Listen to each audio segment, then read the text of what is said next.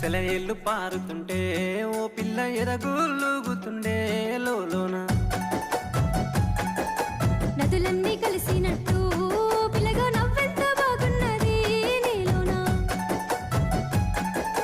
గాజుల సప్పులు గలుగల్లు మోగంగా గజ్జెల పట్టీలు గంతేసి ఆడంగా వరిగడ్డి మోపు ఎత్తి ఓ పిల్ల వయ్యారి నడుము పవే